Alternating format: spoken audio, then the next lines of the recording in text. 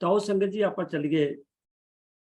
अगला जो सवाल है वो सवाल करता पूछते हैं जी भाई भगत सधना जी बारे जानकारी दिओ। जिवें सानूं पता है कि श्री गुरु ग्रंथ साहिब जी विच जिथे बाकी महापुरखों की बाणी है उत्थे 15 भगत साहबान ही बैठे हैं। तो भगत सधना जी बारे संखेप जानकारी लई पीर MP सिंह जी नूं बेनती है भी वो कृपा कर। वाहिगुरू जी का खालसा वाहिगुरू जी की फतेह। इस सवाल के जवाब विच मैं हथ जोड़ के पहला ही खिमा मंगदा होया एक बेनती करदे हां कि भगत सधना जी के बारे जानकारी बहुत ही नॉमिनल मिनिमल जानकारी अवेलेबल है और उन्होंने बारे कोई स्पष्ट जानकारी कोई ज़्यादा मिलती ही नहीं है। सिर्फ इतना सानू पता है कि भाई भगत सधना जी का एक शब्द गुरु ग्रंथ साहब जी के अंदर राग बिलावल के अंदर दर्ज है कि ना उन्होंने जन्म स्थान बारे ना जन्म तिथि बारे कोई भी जानकारी जी है वो स्पष्ट है। महान कोश के भाई कान सिंह जी नाभा लिखते हैं कि सहवान जो कि सिंध इलाके का एक पिंड है, ये भगत सधना जी उत्थों के वसनीक सन, यानी उत्थे रहंदे सन। जन्म कित्थे होया ये बारे भी गल कोई क्लीयर नहीं है। जन्म कदों होया ये बारे भी वख-वख लिखारियां दे विच मतभेद हैं। कई आप दा जन्म जड़ा है वो 14वीं सदी का मनते हैं ते कई 12वीं सदी का मनते हैं, वो भी फर्क है। फिर उन्होंने माता पिता बारे भी कोई जानकारी अवेलेबल नहीं है। तो जिस चीज़ के बारे इतिहासकारां दे विच विद्वानां दे विच कोई सहमति नहीं है वो बारे ऑथेंटिसिटी के नाल असीं भी कोई दावा नहीं कर सकते कि भी ये कोई जानकारी असी आप जी नाल साझी करिए कि भी हाँ ये पक्की जानकारी है, क्योंकि साडी जानकारी का भी स्रोत जो ये विद्वानां दे लेख हैं या जी पुरानियां पुस्तकां हैं वही हैं। ते उन्हां दे विचों भगत सधना जी के ना जन्म बारे ना जन्म तिथि बारे ना माता पिता बारे ना उन्हां दे कित्थे जन्म होया ये बारे कोई जानकारी मिलती है। सिर्फ इतना है कि सहवान जो सिंध का इलाका है हुण पाकिस्तान है उत्थों के वसनीक सन। इस बारे तकरीबन सारे लिखारी सहमत हैं कि वह कित्ते वजों कसाई सन, जिवें अजकल झटकई हुंदे ने। इस गल बारे भी सारे सहमत हैं कि वह बड़े नेक सोचनी वाले सन, चंगे सुभाव वाले सन ते और परमात्मा की भगती करने वाले बंदे सन। पर अगों जाके फिर मतभेद शुरू हो जाते हैं। कई लिखारी उन्होंने बारे लिखते हैं कि वो मुसलमान सन, क्योंकि आम अज्यूम यही किया जाता है भी जो कसाई का किता करता है मुसलमानों विचों ही होएगा। बहुते कसाई मुसलमानों विचों ही होंदे सन। पर उन्होंने शब्द अगर जो आप जी जो गुरु ग्रंथ साहब दर्ज है उसनों ध्यान नाल पढ़ो तो उहदे विचों कोई एक भी लफज ऐसा पढ़न नूं नहीं मिलता जिहदे तो ये अंदाजा लग सके कि भी उन्हों का कोई इस्लामी बैकग्राउंड सी।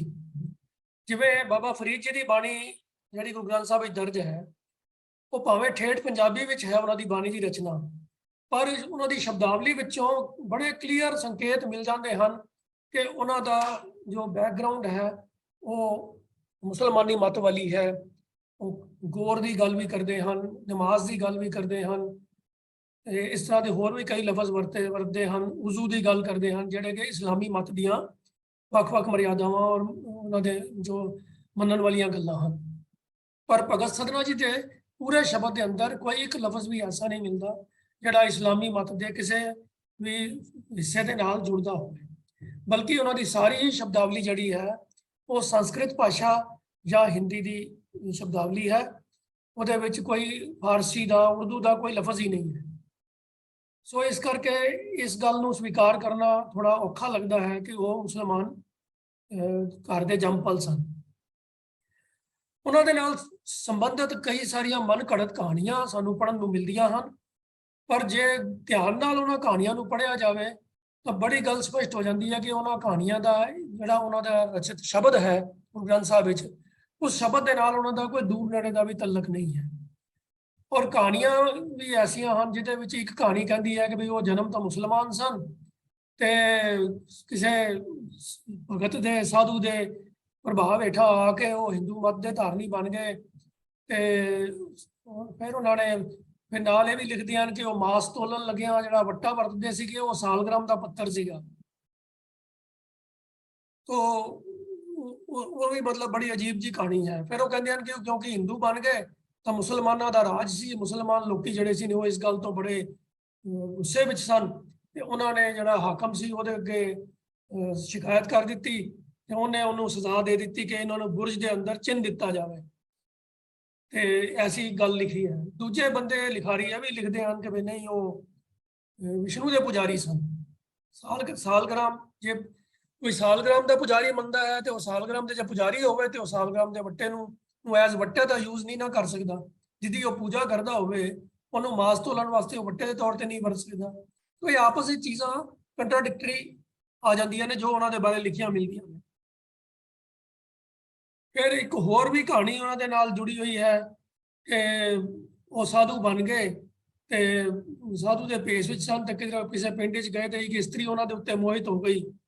उन्हें उन्होंने कहा कि आप जी मेरे नाल विआह कर लवो, पर सदना जी ने इस गल के उत्ते हामी नहीं भरी ते वो उस तो अपना दूरी बनाई रखी। पर वो स्त्री को लग्या कि शायद मेरे पति दे करके डरदे ने, विआही हुई स्त्री सी तो उन्हें अपने पति का कतल कर दिता ते सिर वढ़ के ते भगत सतना जी को ले आई कि देखो मैं तुहाडी खातर ने मैं अपने पति का भी सिर वढ़ दिता है ते हुण तां तुसीं मेरे नाल रहना मन जाओ। पर भगत जी ने फिर भी हामी नहीं भरी तो फिर उस स्त्री ने उन्होंने धमकी दी कि मैं तुहाडे उत्ते कतल का जिहड़ा जी इल्जाम लगा देंगी ते वो फिर उन्हें इस तरह ही किया ते भगत सतना जी ने सजा वजों अगे हथ कट्टे गए। पर उन्होंने फिर अखे शब्द पढ़िया तो उन्होंने हथ जड़े सी वापस आ गए। तो ये इस तरीके दी मन घड़त कहानियां ने जिन्हों का कोई सिर पैर नहीं है। तो इस करके इन्हां कहानियां नूं टोटली इग्नोर करदियां होइयां केवल तो केवल शब्द दे मगर सानू लगना चाहिए है।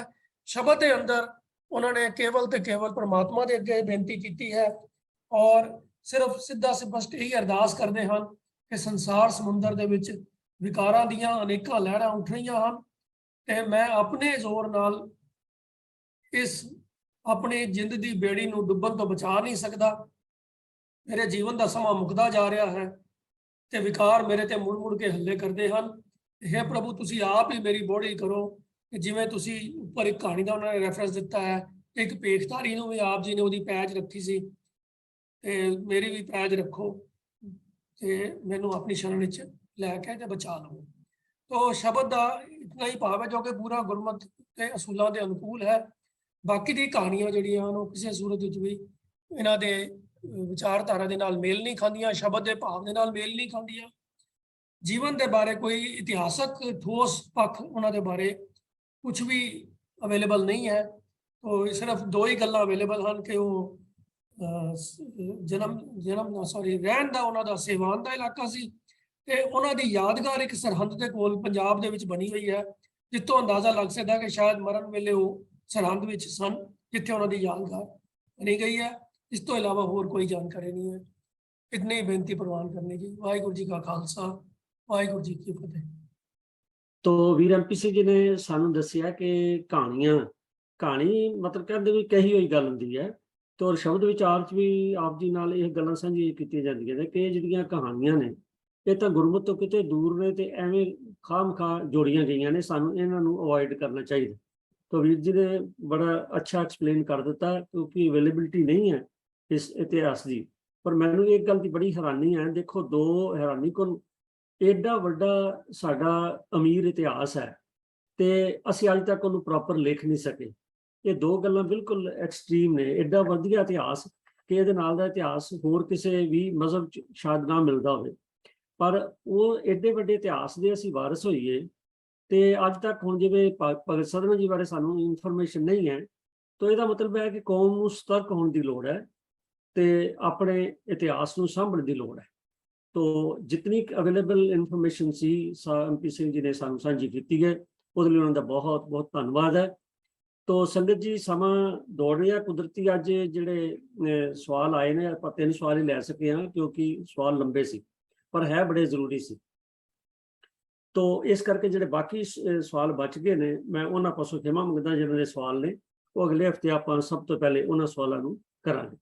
तो एक तो बेनतियां जिहड़ियां ने हर वारी करी दियां ने, एक तां डॉक्टर कृपाल सिंह जी ने शनिचरवार प्रोग्राम किया सी, तुसीं देखो तो उन्होंने मतलब दुबारा मंग जिहड़ी है वीरवार उन्होंने बुलाया गया। तो मैं बेनती करांगा भी इस तरह संगत विच बहुत विद्वान बैठे ने, वो कृपा करके अगे आउण और अपना कोई भी विषय तैयार करके वो कृपा करके इस जिहड़ी मुहिम है इहदे च सांझी आउण। मैं बार बार बेनती करदा कि साडे मन की इच्छा हैगी है कि इस प्लेटफॉर्म ते नवे नवे बुलारे जिहड़े ने आण, क्योंकि हर एक कोल अपना तजर्बा और अपना स्टोर हुंदा है, वो साडे नाल सांझा करन, सानूं उहदा ज़्यादा फायदा होएगा। तो मैं एक बार फिर सारियां भैणां नूं वीरां नूं बेनती करदा कि कृपा करो कि कोई ना कोई विषय तैयार करके आओ ते तां जे असीं तुहानूं संगतां नाल रूबरू करा सकीए। ते दूजी बेनती है कि रोज़ाना दे प्रोग्राम जिहड़े ने, जिस तरह वीर हरजीत सिंह जी दसदे ने, जो ही ये समाप्त होंदा है प्रोग्राम, उस तो बाद जल्दी घंटे अद्धे घंटे विच यूट्यूब ते अपलोड हो जांदा है। पर जिहड़े यूट्यूब दी सर्कुलेशन है वो तुहाडे हत्थ है संगत जी। कृपा करिया करो कि जिस वेले सामने आवे उन्होंने आप भी देखो, लाइक भी करो और उन्होंने अपने ग्रुप में सर्कुलेट करा करो जी, तां जे गुरबाणी का प्रचार वध तो वध संगतां पास जा सके।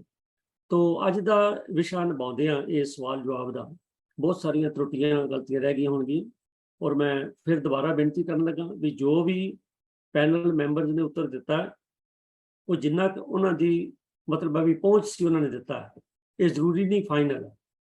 फिर भी वो कोई कमियां रह गई उसकी खिमा भी मंगते हैं तो नाल बेनती भी करांगे कि वो सुधाई ने भी आप अपने फीडबैक सानू दिओ, या इस तो अलावा तुहाडे पास कोई होर सवाल होवे या तुहाडे पास कोई सुजैशन होवे कि असीं इस प्रोग्राम नूं किवें होर बैटर बना सकते हैं, मैं वो भी आप पास बेनती करांगा कि सानू जरूर इस पासे अगवाई करो। तो अज दे इस प्रोग्राम निभांदे होइयां जो गलतियां ने, कमियां पेशियां, उन्हां लई मैं सारे पैनल के बिहाफ ते आप पासों खिमा मंगदा और आस करदा इस तरह आप जी साडी अगवाई करते रहोगे। तो अगले हफ्ते फिर सतगुरु का हुक्म होया कि आपकी सेवा विच पैनल हाजिर हो जाएगा। तब तक लिए पैनल नूं आप जी छुट्टियां बख्शो जी। वाहिगुरू जी का खालसा, वाहिगुरू जी की फतेह।